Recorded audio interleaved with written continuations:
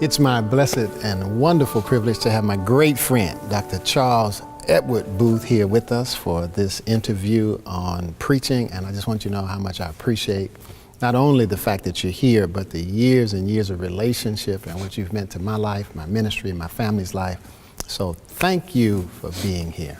I'm delighted to be here. Let me say at the outset that I appreciate again how meaningful your visit was to me back in 2015 before I had my transplant. And I delight in calling you the oil man. Now, see, now you got to tell everybody. Go ahead and tell them, go ahead and tell them about it. There's an interesting story behind that. On the Sunday before I went in for my transplant for multiple myeloma, Dr. Thomas and his wife came to visit with us and worship on that particular Sunday, and he anointed me with oil. And he didn't just put a mere spot on my head, but he anointed literally my whole head and face. And I went around for the rest of that day with all of that oil, man, with all of that oil rather. And to this day, I still call him the oil man. Well, thank you for that, man. Thank you. You mean the world to me. You call me. I couldn't do anything but come. You just mean the world to me. Well, that meant and still means more to me than you know. All right, thank you, sir. So for the 3 or 4 or 5 people that don't know who Dr. Charles Edward Booth is, what would you tell them about yourself? There are multitudes who don't know who I am.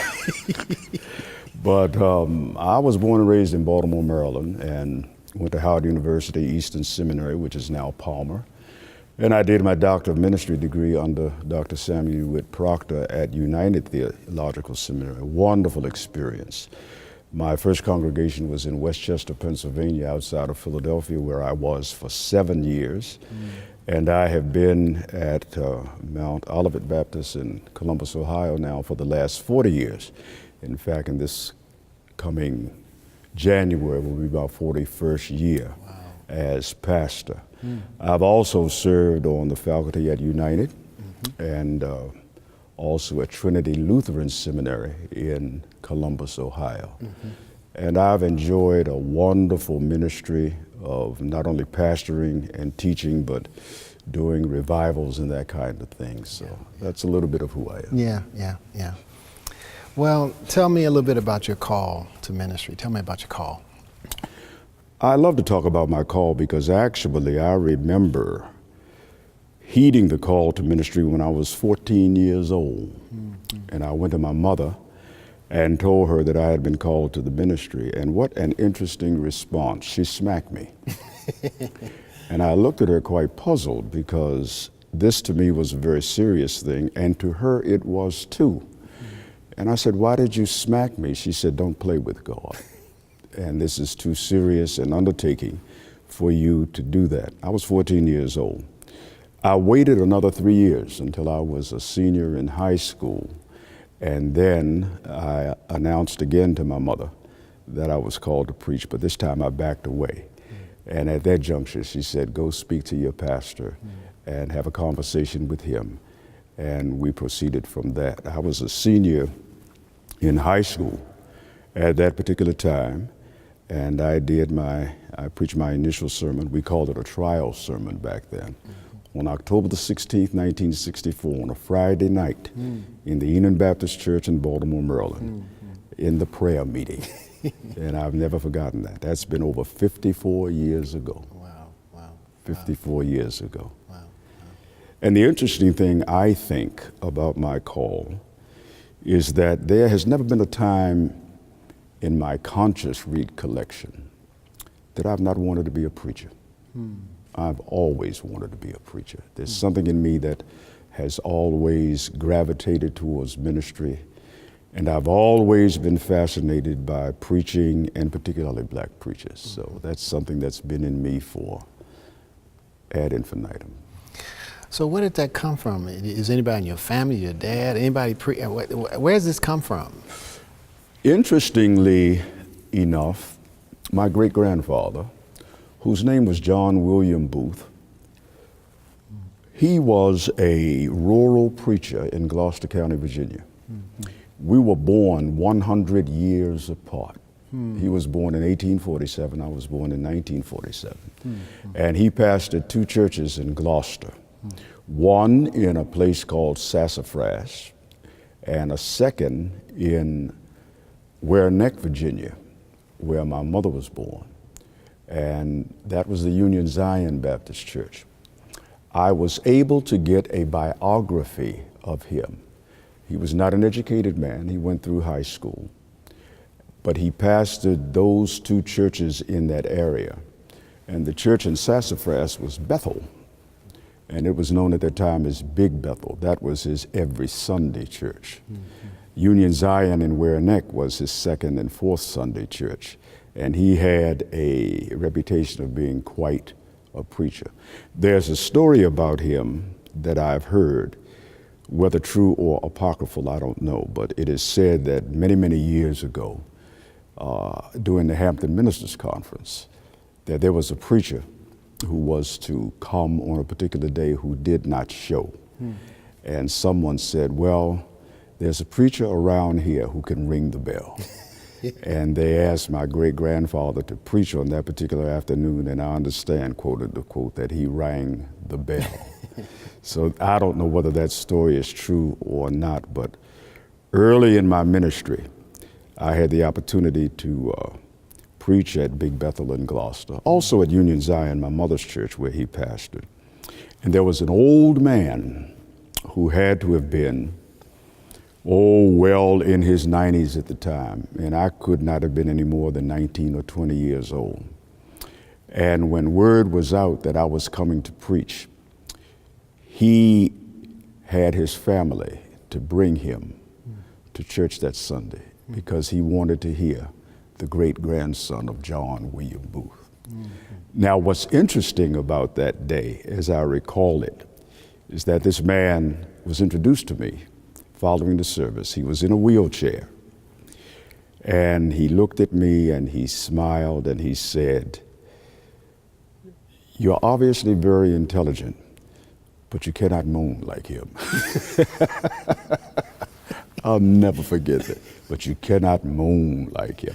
And my maternal grandfather, my mother's father, used to hear him preach. And he would always refer to him as Old Man Booth. And the great word was that he was quite a country preacher. Wow. I wish I had known him. In my study hangs a picture of him today. Yeah, and there's not a Sunday morning that I go to the pulpit that I don't gaze upon his countenance. So then tell me how that call flows through the generations to you. How do you articulate that? I think when I reflect upon my early life, every summer we would go down to Gloucester for homecoming in the month of August. That was always the third weekend in August. And my mother, my sister, and I would always go. And my mother's oldest brother, my Uncle Clarence, would always drive. And they would always have a big service on that third Sunday. They would have a morning service, but the big service was in the afternoon. And it was a delight to always go down at that time, not just to meet relatives, but to hear stories about that church, about my great-grandfather, and about the various preachers who came out of that region. For example, Marcus Garvey Wood, who was a classmate of Martin Luther King Jr. at Crozer, came out of that community. In fact, my mother was present on the night in Union Zion years ago when Marcus Garvey Wood preached his initial sermon. And it was always a tremendous moment for me to sit around and hear people like him talk. My Uncle Banks, who was the husband of my mother's oldest sister, would always save for me Sunday school books from the National Baptist Convention. And those Sunday school books helped form my first library. And for those early years, I would go down and my uncle would always give me those books. But there was always that fascination for me with preaching. I came out of the Enon Baptist Church in Baltimore, Maryland, and my pastor was a graduate of Virginia Union University. And he came out of Virginia Union University years before, when it was Wayland Academy. Wow. And he would always bring preachers from Virginia Union, notably of which was Samuel DeWitt Proctor. Wow. Wow. As a boy, wow. I listened to him. And that fascination with African American preaching just settled in me as a youngster. I remember one Sunday sitting in church, and Dr. James Kirkland came to preach. And he was pastor of Union Baptist in South Philadelphia, the church out of which Marian Anderson came. Oh, wow, okay. And he stood after his preliminaries to read his text.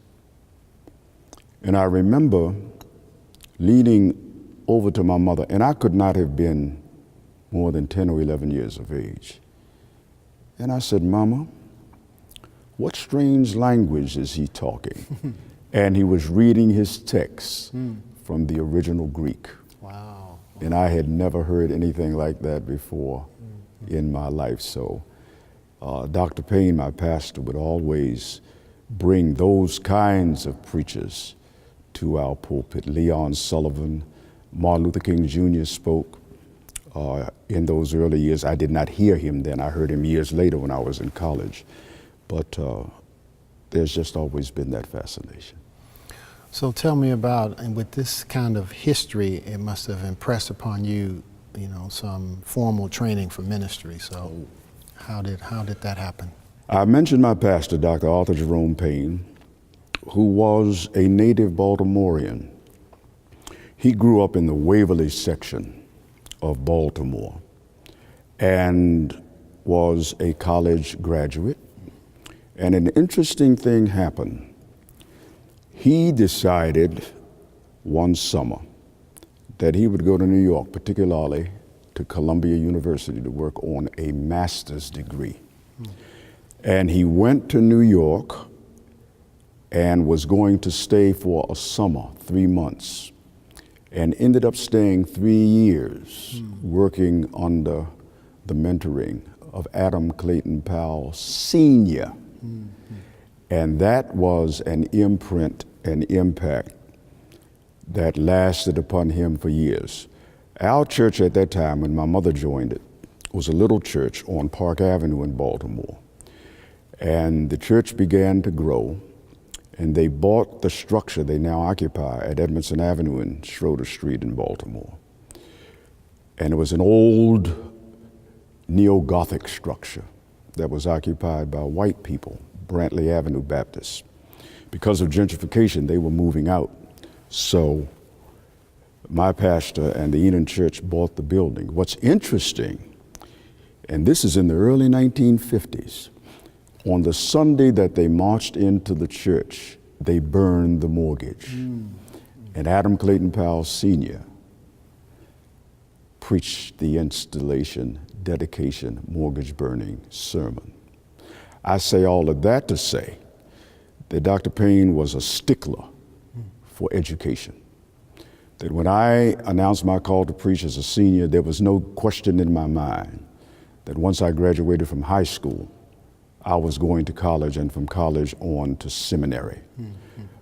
I listened to him as a youth, and he was a very articulate man. He was not a big or tall man in stature, but he was a well-respected clergyman in our community. In fact, he was known among many as the dean of, back then, colored Republicans, Negro Republicans. And it was nothing for the governor of Maryland, who at that time was a gentleman by the name of Theodore R. McKeldin, white man, who would come to worship in our church on any given Sunday, not just during a political season, but he would come on a Sunday morning and sit on the front row with all of those people who represented his entourage And Dr. Payne would call on him to give remarks. And I can clearly remember this. He would simply stand and say, I did not come here today for political purposes. I came here today to hear my friend Arthur Payne preach the gospel. Now, here's another interesting story about him. In 1948, he gave one of the seconding speeches for Thomas Dewey, who ran against Harry S. Truman for the Republican nomination of president. 1948. Wow. So that's the kind of church that I came out of. The president of Morgan College at that time, Martin Jenkins, was a member of our church. Nick Aaron Ford, who was the chair of the English department at Morgan and chairman of our Board of Christian Education, was a member of our church. Archie Williams, a noted attorney, was a member of our church. Maurice Doles, a dentist, was a member of our church. I looked at these people every Sunday. My pastor's wife, Odell Watkins Payne, was one of the chief counselors at Douglas High School in Baltimore, which is the school that Thurgood Marshall graduated from. So all of those tributaries were flowing into me at a young age. And with the kinds of preachers that he would bring to our pulpit were always persons of tremendous inspiration and encouragement to me. So there was never any doubt in my mind that I was going to school. And he did not have to push me to do it. Not at all. So tell me about seminary for you. Seminary was a very interesting experience for me. When I graduated from Howard in 1969, I wanted to go to Crozer Seminary. That was the only seminary that I applied to. I visited Colgate Rochester, but I wanted to go to Crozer. And I wanted to go to Crozer Seminary for two reasons. Number one, Martin Luther King Jr. went to Crozer Seminary. Number two, Harold Carter Sr., who was a pastor of New Shiloh Baptist in Baltimore, who was my mentor, under whom I worked as an apprentice during my college years, was a graduate of Crozer, and he was also an assistant to Dr. King when Dr. King was at Dexter Avenue. When Dr. King was at Dexter Avenue, Dr. Carter was an undergraduate at Alabama State College. Okay, wow. So those two influences were heavily upon me. And I went to Crozer in the fall of 1969, not knowing that that would be the final year of Crozer's existence in Chester, Pennsylvania. The endowment was running low, the money was running out, and an agreement had been forged between Crozer and Colgate Rochester. So Crozer moved from Chester, Pennsylvania to Rochester, New York. Now, I was placed in a very odd position at that time, because in the spring of 1970, when the merger was announced, I had a decision to make. Would I follow the merger from Chester to Rochester, New York? Or would I accept my first church in Westchester? Or would I go back to Howard and do my theological work at the Divinity School? I elected to go to Eastern Seminary in Philadelphia and accept the pastorate of the St. Paul Church in Westchester. Wow. J. Pius Barber and Harold A. Carter twisted my arm. I didn't want to take the church, primarily because I felt that my seminary years ought to be study years, and I didn't want the headache of pastoring and going to school at the same time. And J. Pius Barber and Harold A. Carter coerced me to do it. Amos Brown was leaving the church at that time and going to Pilgrim Baptist Church in St. Paul, Minnesota. So he's the one who recommended me. And I'll never forget that I had a conversation one evening in the hallway of Old Main, which was the dormitory classroom building on the campus of Crozer. And I was talking with Dr. Harold Carter. And I said, I'm in a dilemma because I really don't want to take this church, and I just want to enjoy my years as a student. And he said these words to me, and the years have not erased them. He said, it would be a tragedy for God to open a door for you and then for you to slam it in his face. Have a good evening. Click. And that was our conversation. But that 1 year at Crozer Theological Seminary, from the fall of '69 through the spring of '70, was not only a wonderful year for me in terms of theological study, getting my feet wet in terms of studying theologically, but that's when I got to know J. Pius Barber. And all of those African-American preachers who had come through Crozer, Martin King, Harold Carter, Bill Jones, Sam Proctor, all of them had come through the parlor of J. Pius Barber. And he was one of the most thoughtful, intelligent, theological people I've ever met in my life. He was the first African American to get a Master of Theology degree from Crozer Seminary. And I was with him on the night before he died in Lankenau Hospital. But my seminary years were very wonderful years because I had the benefit of going to Crozer for a year, which was, of course, a very liberal theological institution, compared to Eastern, which was a very conservative theological institution. So I got a good balance between the two, and it for me was very profitable.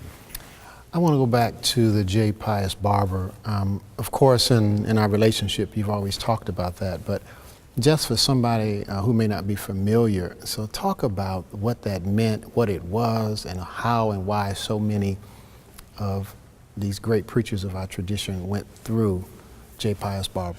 If you went to Crozer Theological Seminary in Chester, Pennsylvania, and you were African American, you went through J. Pius Barber. And most biographers who write about Dr. King will include J. Pius Barber. Richard Leisher, for example, the homiletician at Duke, in his book, The Preacher King, gives a whole lot of credit to Dr. Barber. Dr. Barber pastored the Calvary Baptist Church, 1614 West 2nd Street in Chester, Pennsylvania. And I remember his telephone number, area code 215 Tremont 46717. I would call him every night. He was brilliant, very gruff. He was a Morehouse man. And he was the kind of man who would help you with your preaching. For example, when you would preach for him at Calvary, he would sit and he would take a piece of paper and grade you. He would grade you on your introduction, and this was one of his favorite words. He would grade you on his content, and then he would grade you on what he would call, what you call celebration. Right. He called climax. And he would sit down with you following the sermon back in his study and critique your sermon. And he would have no problem critiquing your sermon. And there was not a black preacher who ever came through Crozer who did not pass through the mentoring of J. Pius Barber. There's a book out now, I told you about it, on the seminary years of Dr. King called The Seminarian, and the author escapes me now, but I just finished reading the book. But he spends a whole lot of time talking about the impact of J. Pius Barber on Martin Luther King Jr. I remember once having a conversation with Dr. Barber, and he said that when Dr. King had come to prominence, he happened to come through Chester. In fact, when Dr. King came back from Oslo, having received the Nobel Peace Prize, on his way back to Atlanta, he and Mrs. King stopped in Chester. Now, I don't remember as to whether or not this was the occasion of this particular story, but there was an occasion when Dr. King had come to prominence, when he stood in Dr. Barber's office, and there was a full-length mirror. And Dr. Barber said that Dr. King stood and looked in that mirror and asked the question, who am I? That it was never my desire to ever be a civil rights leader. He always wanted to be a preacher in the tradition of Benjamin Elijah Mays and Mordecai Wyatt Johnson, and that somehow or another, under the aegis of God, he ended up the Martin Luther King Jr. that history knows, but that was never his intent. And he always kept in touch with Dr. Barber. And there was never a major decision that Martin King ever made that he did not call and talk to Dr. Barber about. Not one. Tell me about the Sunday night gathering that over at his house. I chuckle because on Sunday night, Dr. Harold Carter's broadcast from Baltimore, Maryland would come on at 9:05 at night. And WBAL radio, which was a powerful station coming out of Baltimore, after 9 o'clock, that radio beam shot up the East Coast. All the way, it would go south as far as Richmond, and it would go north as far as Nova Scotia. And on Sunday night, if you were near radio, you turn on 1100 WBAL AM, and you'd catch Harold Carter preaching. And he just had a melodious voice. He sounded like Dr. King. And on Sunday nights, there were occasions when I would drive from Westchester to Chester, and we would sit and listen to Dr. Carter preach. One particular Sunday night, I drove from Westchester to Chester, and we listened to Dr. Carter preach. So after the sermon, Dr. Barber, who had a very gruff voice, called Carter. I want to talk to him. So I dialed Dr. Carter's number, and I said, Doc, I'm here with Dr. Barber, and he wants to talk with you. So I handed the phone to Dr. Barber, and Dr. Barber said, Carter, we just listened to your sermon, and Booth said it was absolutely nothing. I hollered, I said, Dr. Carter, I did not say that. I sounded like a little kindergarten student. And he just got the biggest kick out of that and hung up the phone. So when I got back to Westchester, I called I said, Dr. Carter, listen, I did not say that. He said, I know you didn't say that. I know Dr. Barber was having fun. But that was the kind of person that he was. Yeah. That was the kind of person he was. So let's talk about your preaching. So when you reflect on the fabulous preaching that you do, you consider yourself a narrative preacher, an expository preacher, or what? So how would you define your preaching? If I had to define my preaching, I would define it this way. I am a narrative preacher who uses the dialectic. Now you got to tell everybody about the dialectic. All right.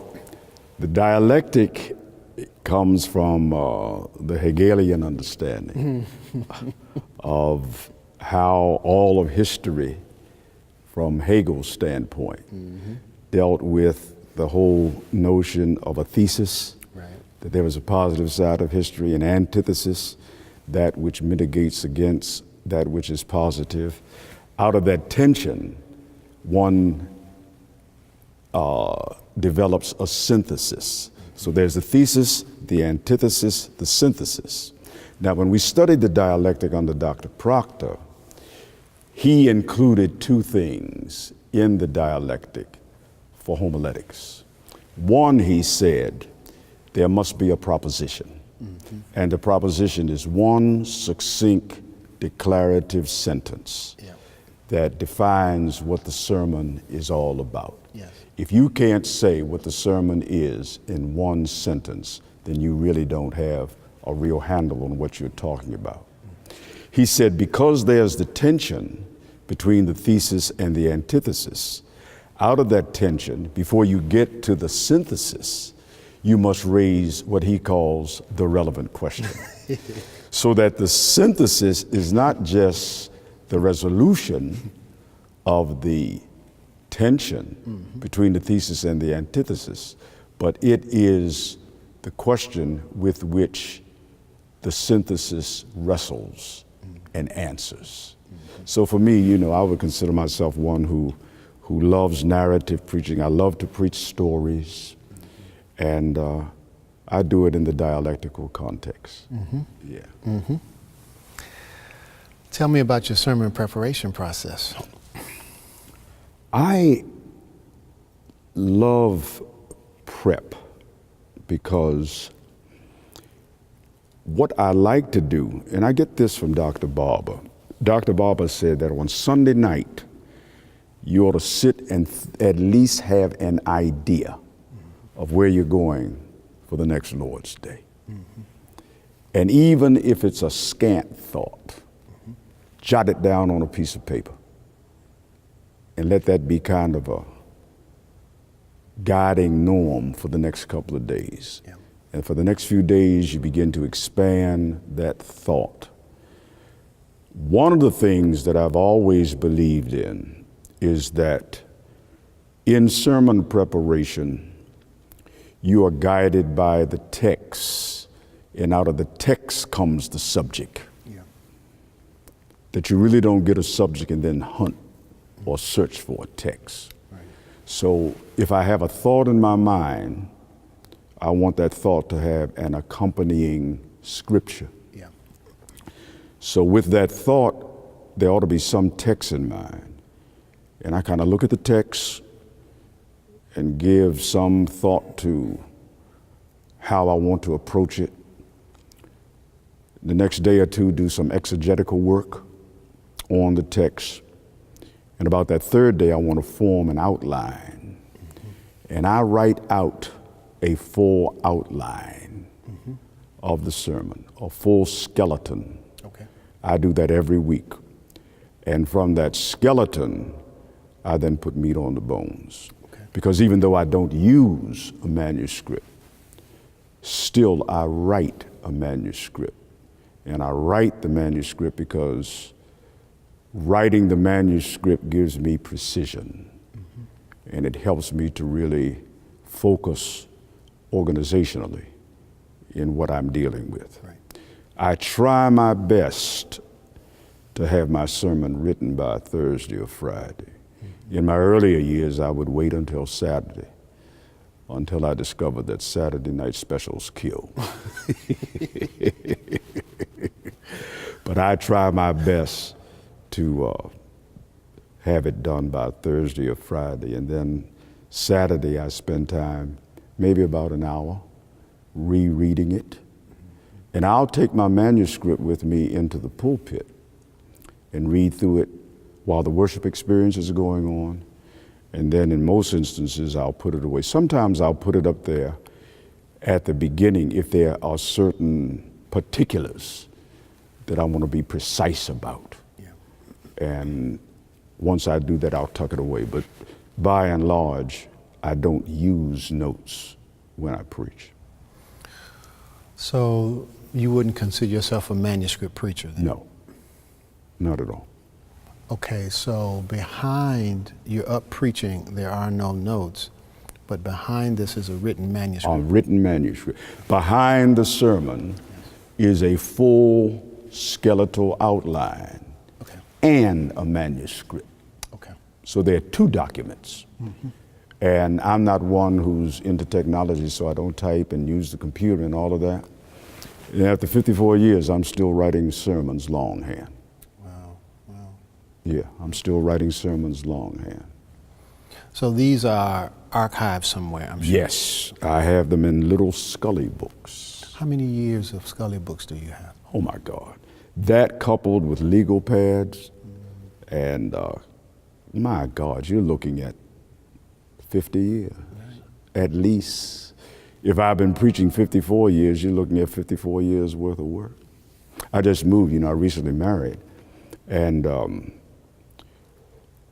in moving, I discovered old manuscripts from years ago. And it was fascinating to stop at certain points and look at some of those manuscripts and say to yourself, how did the people suffer this? How did they put up with this nonsense? You look back at those early years and you say to yourself, they had to suffer through all of this. And you fall down on your knees and say, God, forgive me. But it's a good growth tool to look back and see what you did and what you are doing. And even now, after 54 years, I still get great joy out of preparing and writing a sermon. And I refuse to relax on my laurels. I know guys who go back and preach sermons from 15, 20 years ago, and there are some sermons that you could perhaps go back and resurrect. Yeah. But at the same time, I believe in freshness. And if you're still pastoring of people who are listening to you every week, they deserve, I think, the best of your study, the best of your preparation. And I seek to do that. Tell me about the most difficult preaching moment for you that you had to rise, and it was the toughest and the most difficult sermon you had to preach. I can quickly recall two moments. One, I remember back in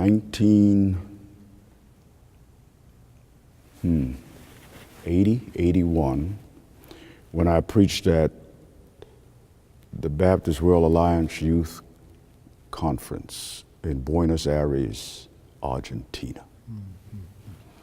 And that was the first time I think I had ever preached with an interpreter.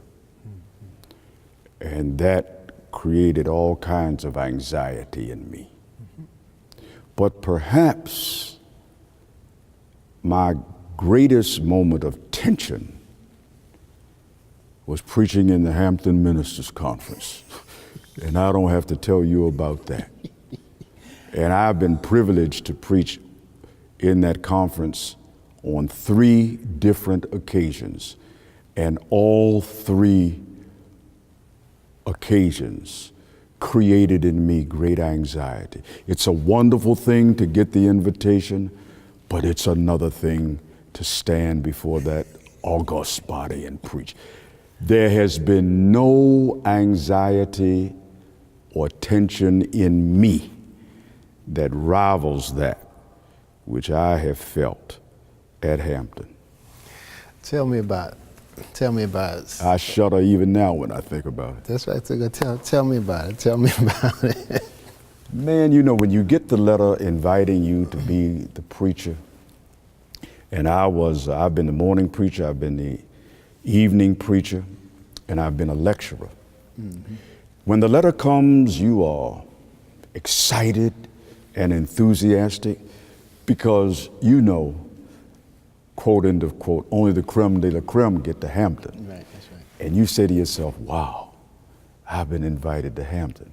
But the closer you get, and I'm not telling you anything you don't know. You're not telling me anything I don't know. The closer you get to that June date, your palms get sweaty, you can't sleep, You wonder if you have the right sermon. Yeah. And you're just downright scared. And I don't think I have ever in my life had that kind of tension. We have international viewers, so set the context of what Hampton is. Hampton, the Hampton Ministers Conference is a conference in which the best so-called preaching, and particularly black preaching, is exposed. So that when you go to the Hampton stage, you go with your A game. Not B, C, or D, but your A game. And preachers come literally from all over the country and from different parts of the world to attend that conference. And it's a non-denominational conference. Baptist preachers, Methodist preachers, apostolic preachers, Pentecostal preachers. That conference is designed to bring the best preachers in the world to that gathering. And people come expecting to hear something that's far beyond what is the norm. And that's a tall order. It sure is. That's a tall order. Yes. And you know, when I think now, if I were to be given another chance at it, I wouldn't take it. No, I'm done with that. Yeah. I'm done with that. I'm done with that. Another tense moment for me, there were two more. The first time I was invited back to Howard University to preach in Rankin Chapel on a Sunday morning was a very tense time for me. Dr. Evans Crawford was the dean at the time. And during my undergraduate years, I would go to Rankin Chapel, and that's where I heard William Holmes Borders, Benjamin Elijah Mays, Howard Thurman, and to be invited back to your alma mater and to stand where those greats stood was a very tense moment. I remember another time going to Brooklyn to preach for Johnny Ray Youngblood. And we came into the pulpit that night, and who walks in but Gardner Calvin Taylor? And I'm laughing for the audience because he told me this story, so I know where he's going. Go ahead. Oh my God. I'm sitting there and I leaned over and I said, "Is that who I think it is?" "Yes, it is." And I had to get up and go to the bathroom. And he sat there and he would not look at you directly, but he would turn his head and close his eyes and pitch his ear towards you. He didn't want to see you. He wanted to hear you. I'll never forget that night. That was many, many, many years ago in Brooklyn, New York. And you know, it's like sitting there saying to yourself, God has come to hear me preach tonight. And I've had subsequent moments like that because in his latter years when he moved to North Carolina, I would go to Durham every year in August to preach at White Rock Baptist. And he would come hear me every year. And that feeling never left. So for our audiences who may be international, who may not know who Gardner Calvin Taylor is. Gardner Calvin Taylor has been touted as the Dean of African American Preachers. Time magazine has so honored him, and he has been known not just in African American preaching circles, but in the field of homiletics in general, as being one of the greatest voices to ever stand in the Christian pulpit. Yes.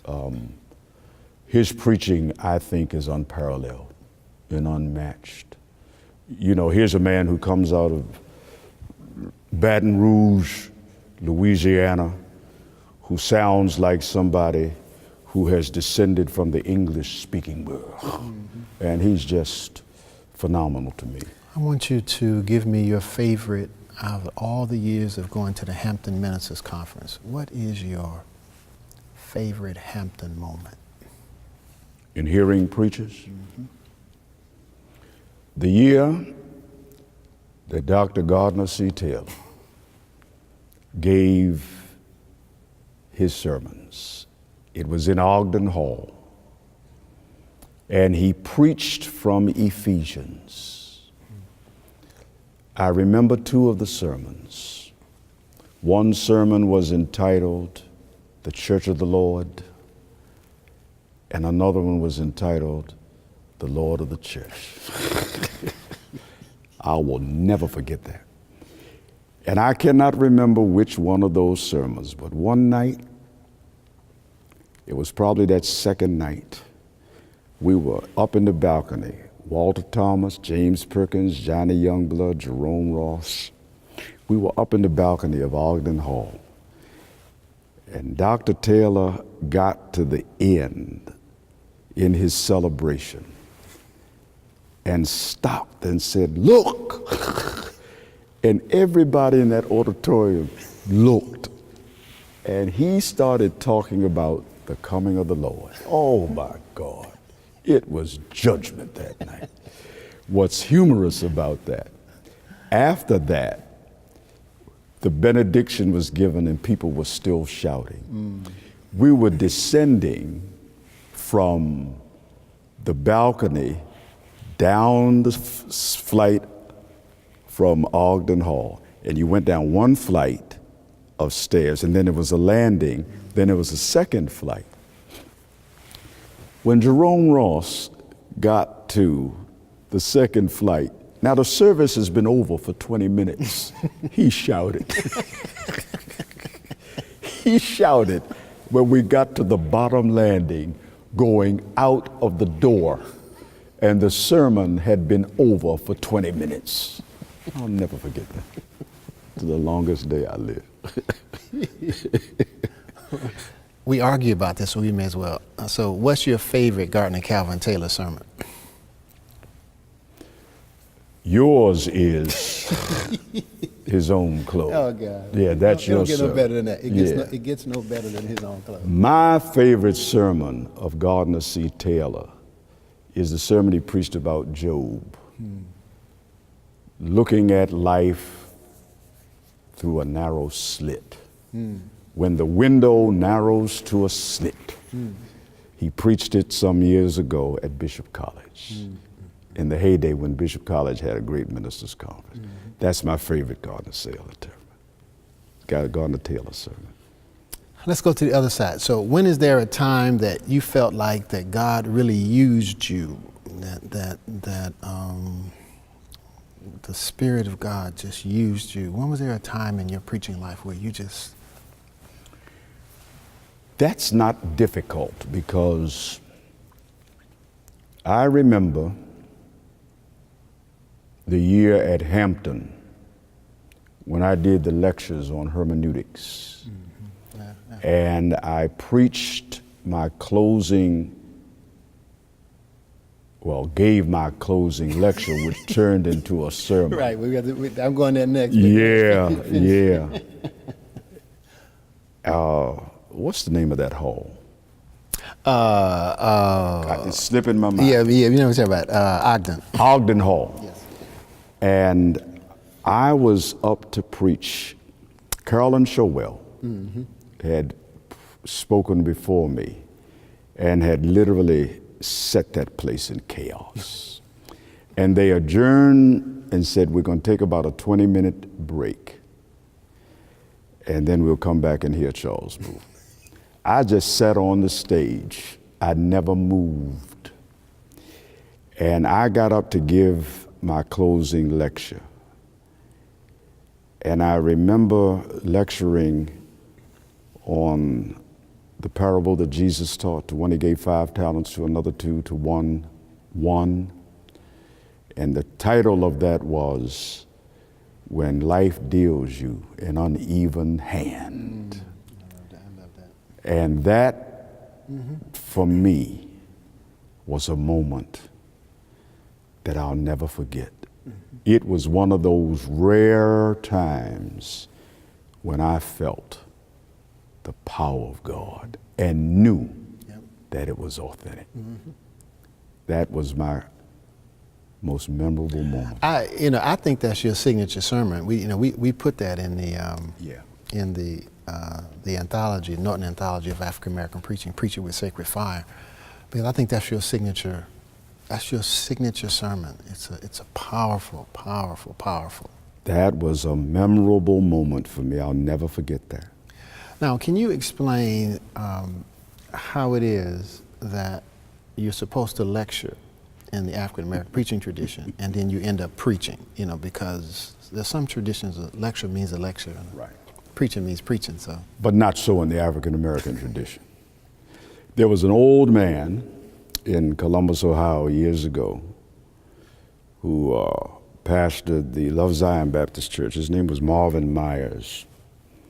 And he would always say that whatever you do, preach a little bit. I don't care whether it's a lecture, a luncheon address, whatever the case may be, even in remarks, preach a little bit. And you know that in the African American preaching tradition, you may be slated for a lecture, but at the end of the day, you know that audience or that congregation, to use Harold Carter's phrase, is waiting for you to pull it. You have to yank it a little bit. Otherwise, they will say, he flunked today. But there's just that expectation. There's just that sense of really ending what you're doing with a preaching note. Right. That there's got to be the insertion of that preaching sense before you sit down. Yes. And if you don't do it, you even feel that somehow you've missed the boat. But, when I'm called to lecture, I try to honor the moment. But depending upon what you're talking about and depending upon the flow of what you are saying can determine how the audience responds. And how your audience or your congregation responds determines whether or not you take that sermonic flight or not. That's right. Somebody asked Gardner Taylor one day, his wife said to him, he asked his wife, what's the difference between a sermon and a lecture? And she said, a lecture has more information.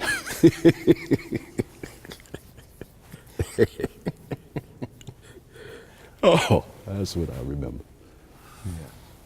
Yeah. Talk about the influence of Samuel DeWitt Proctor on your life. Samuel DeWitt Proctor has, and I speak in the present tense, an impact on my life that will never go away. As a boy, I listened to him when he would preach annually at our church. He was president of Virginia Union. My pastor was a graduate of Virginia Union University. So Dr. Proctor would come and preach every year for us. So as a teenage boy, I remember him, and even before. When I was privileged to do my Doctor of Ministry degree under him at United Seminary, that really gave me an opportunity to get to know him up close and to really see his brilliance. Mm-hmm. He was not only a preacher, but he was a theologian and educator and all of that. And I recall vividly the first week of our intensive at United Seminary. For our audience, I know, of course, what you're talking about. I'm sorry. Just back up a bit.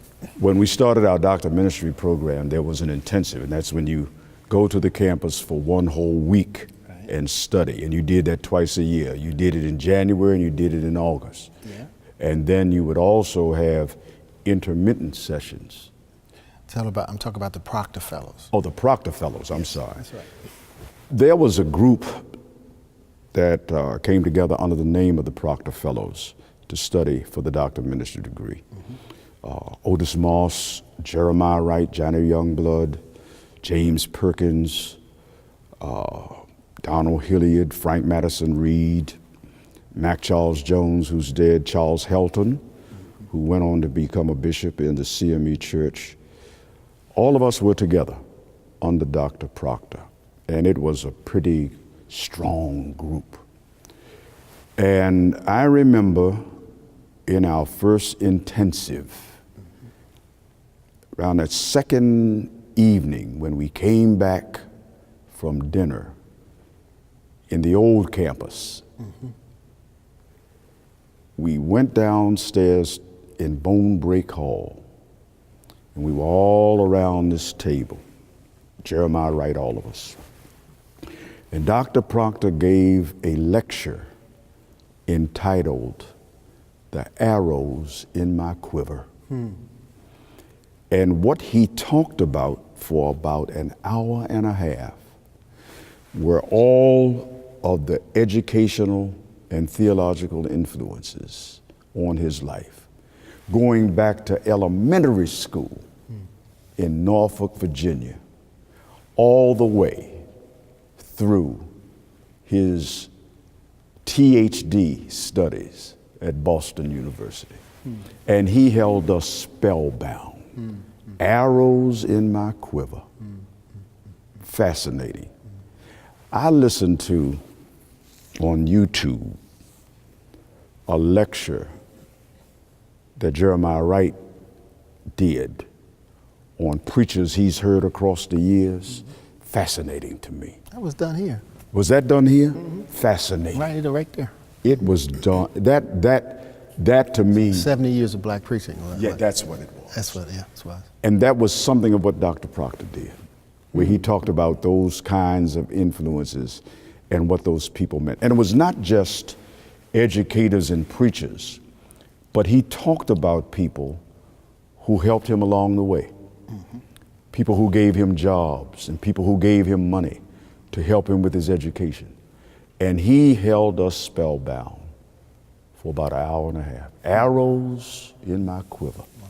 I'll never forget that. And I would have him preach on several occasions at Mount Olivet. And he honored me and humbled me, flattered me, scared me to death, because when I got ready to graduate with my D-Min, he said, when you graduate, I want you to co-mentor a doctoral group with me. And I did 2 groups with him. And I first declined because I didn't feel worthy to be a co-mentor with Samuel DeWitt Proctor. But the impact of that man, and the genius of the man was that he was so akin to so many subjects. There was nothing that he didn't know.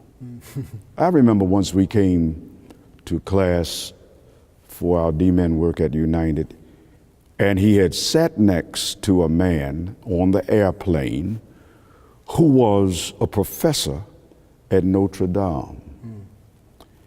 And he started talking about the fascinating discussion that the two of them had about bioethics. And we're sitting there saying, what in the name of God is this about? He just had an understanding of so many things. When you think about somebody who was not theologically educated, but somebody who really had a liberal arts education, he personified it. He personified it. What would you say after 54 years in preaching about preaching today? Preaching today raises many questions for me. I'm a little bit disheartened by what I'm hearing from the younger preachers. I think that there is an overemphasis on praise and prosperity. I don't think that there is the kind of time that should be given to exegesis and prayerful study.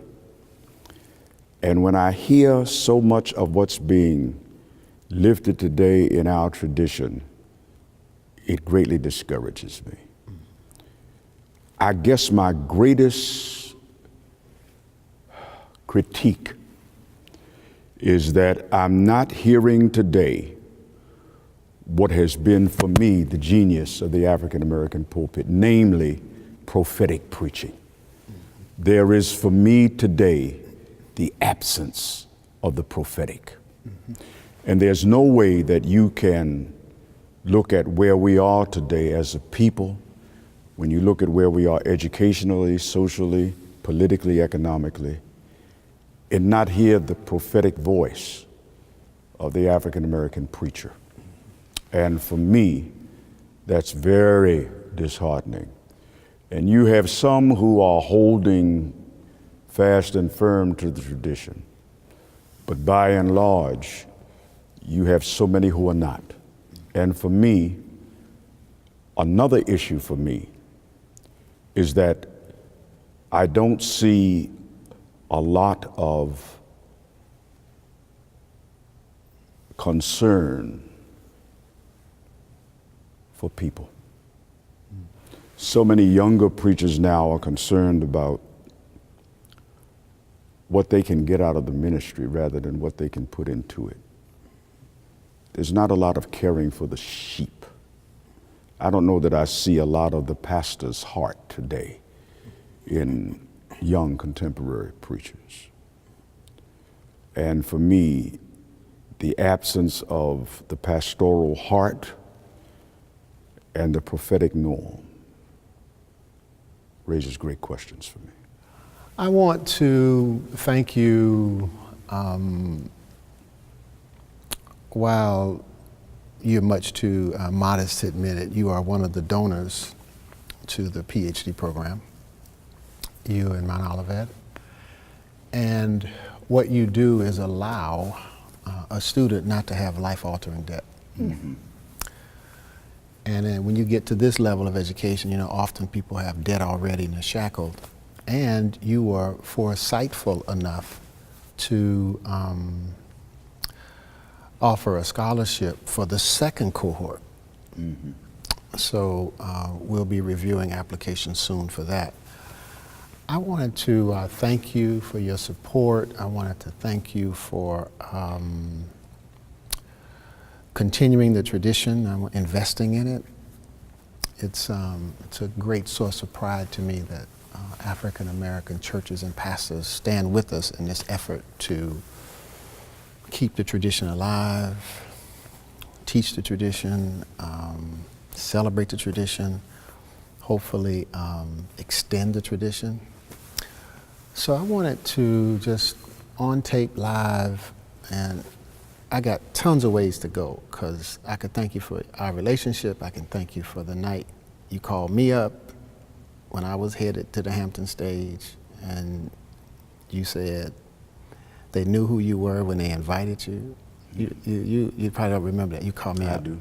You called me up and told me that. Mm-hmm. And that was great comfort, because that pressure is unbelievable.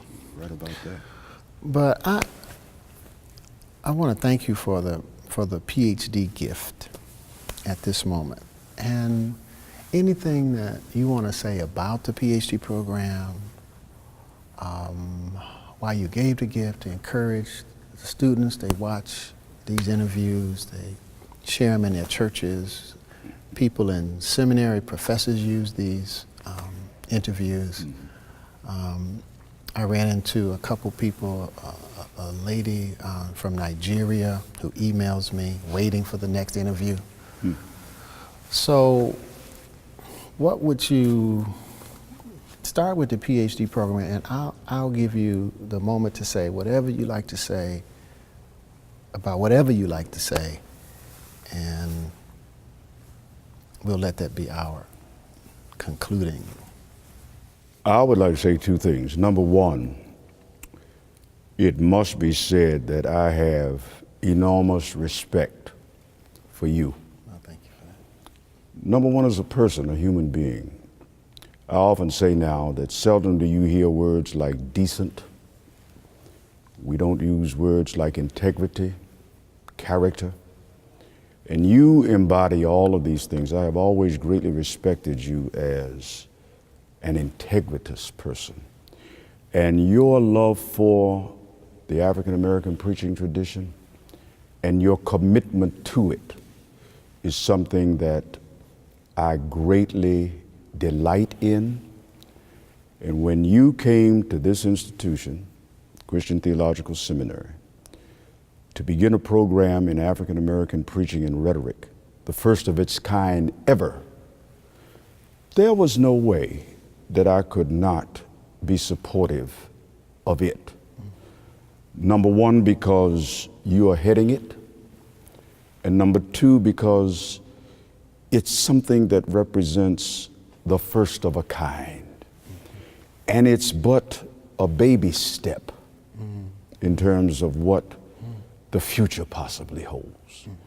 And for you to launch out into the deep, as it were, and lay this foundation suggests to me that this program has untold possibilities. And one has to begin somewhere. Why not here? If not you, who? Yeah. If not now, when? Yeah. So when I went to my congregation with the idea, I got no static at all. People know who you are. People respect who you are. And it was an easy sell. So I'm just glad to be aligned with this and want to do beyond what we are contributing, whatever I can do to be of assistance to you in helping this program to flourish.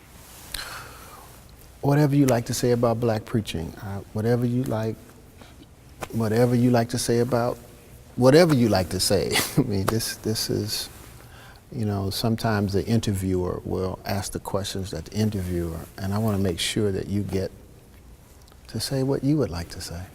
You know, a moment ago I talked about the lack of the prophetic in current contemporary African American preaching, and that's where my heart is, going back to the prophetic tradition. You have so many young African American preachers in particular who have never heard the names of people like Henry Highland Garnett or Nathaniel Paul or Francis Grimke.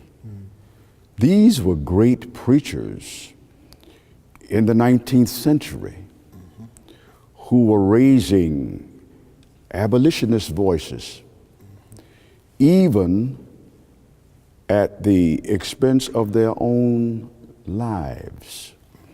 And their sermons can be read today. It's not like they're hidden somewhere in antiquity. Right. You can read these people.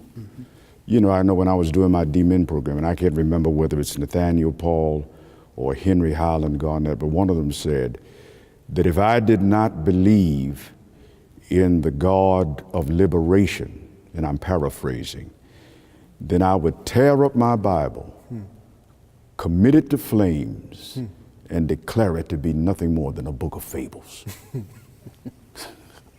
I'll never forget that. And you know, when you read that stuff, and you're looking at, you know, that's 150 years ago. Yeah. And those words are just as relevant today as they were then. And you're talking about men who came not just out of the Baptist tradition, but out of the Presbyterian tradition. You know, everybody knows something about Richard Allen and Absalom Jones and all that, but there's so many, you know, the movie Hidden Figures. There's just so many hidden figures in the African American preaching tradition that we need to just resurrect and embody and extend and build upon. And, you know, I want to spend the rest of my life really encouraging that kind of thing. And thank you for having me.